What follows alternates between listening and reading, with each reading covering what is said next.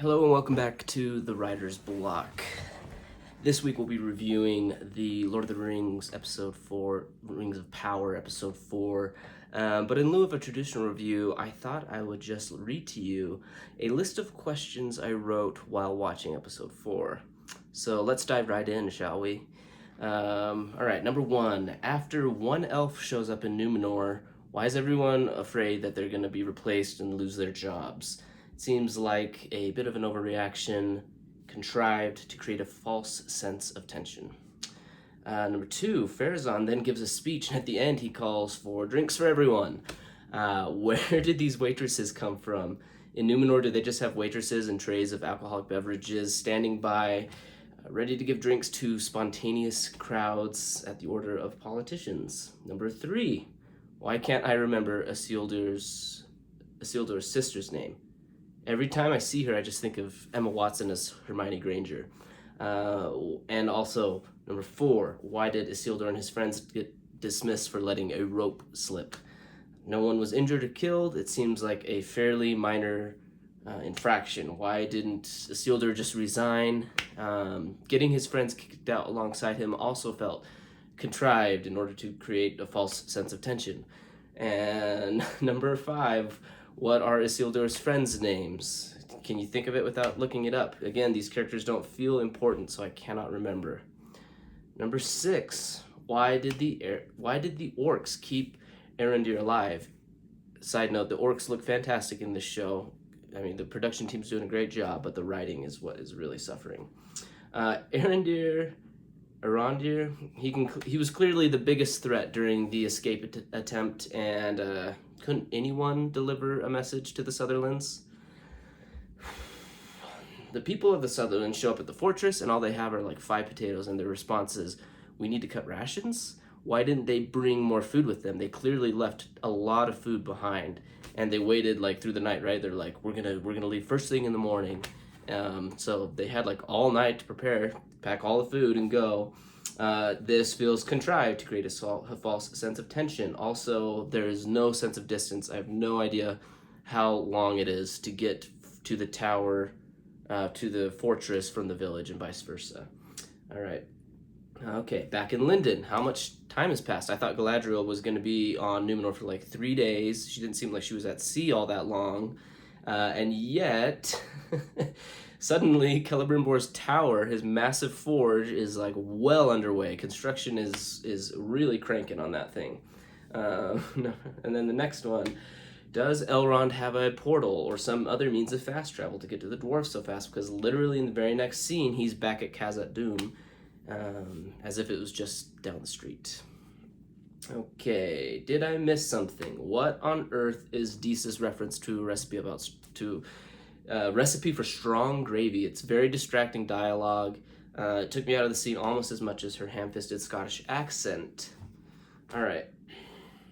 How on earth did Elrond guess that the children's rhyme he heard in the distance, just in passing, was the secret code to this mine? And he like does that little knocking thing. Like, how did he get that on his first attempt?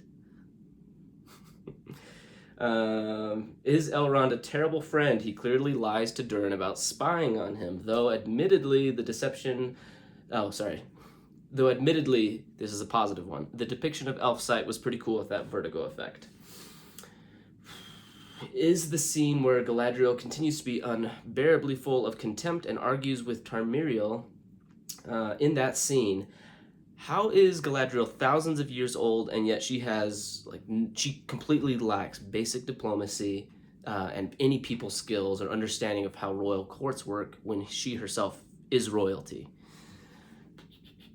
And then after getting released from prison, how did she overpower 4 armed male soldiers? I understand that she can single-handedly slaughter a snow troll that takes out her entire crew of elven soldiers, but this scene seemed edited in such a way that we didn't really see what happened, and it just felt fake. It felt like the soldiers let her win, and they just like walked right into the prison cell.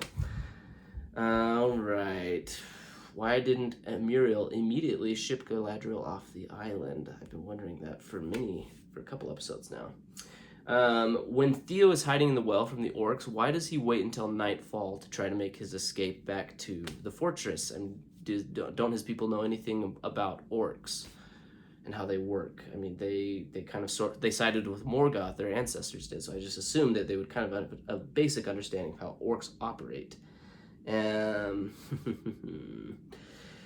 then why or how why did they give Arondir back? They send Adar sends Arondir to give a message to the Sutherlands, and he shows up and saves Theo, and he's got his bow and arrow and his sword or whatever is, it's like, why did they give him back his weapons? That just like makes no sense at all. Or how did he get them back? We don't know. Did the orcs not get the memo that he's delivering a message because they're trying to kill him? And don't they know he's delivering a message?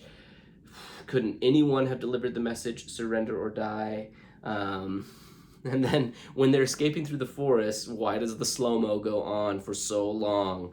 Can someone please speed up this scene to real time so we can see how fast that arrow is actually traveling that Arondir catches and then shoots back at the orcs? How did Bronwyn find Arondir and Theo in the forest at this exact time? Why didn't she go looking for her son much sooner? She waited like almost an entire day to go looking for him. Why are the orcs extra scared of sunlight when it is convenient for the good guys? They're wearing protective clothing, and we've seen them in daylight before. Why are the Numenorian crowds so malleable? Why are the Numenorians suddenly on board with helping the elves go free the Sutherlands when the Queen, Tarmiriel, pulls a 180 and decides to go with Galadriel to the Sutherlands? Obviously, Pharazôn is like on board because he sees a power play opportunity here. But it seems like most of the other citizens volunteer without like any pushback, and maybe we'll see something about this in the next episode. But it just seemed like everybody all of a sudden was on board and volunteered. When earlier they were getting riled up about one elf coming to their city, it just didn't make sense. Why don't the Numenorians have a standing army? They're like calling for volunteers. They seem to have a navy. Why don't they have a standing army? Is anyone else bored, or is it just me? I feel like we're halfway through the show, and only in the last couple of minutes did it feel like it was picking up momentum, and that something might finally happen in the next episode. Yeah, that's what I wrote. That's what I wrote while I was watching the show last night, and it's interesting because I was talking with my mother-in-law. We were visiting family, and my mother-in-law really likes the show, and she told me, she's like, I don't know, I don't really like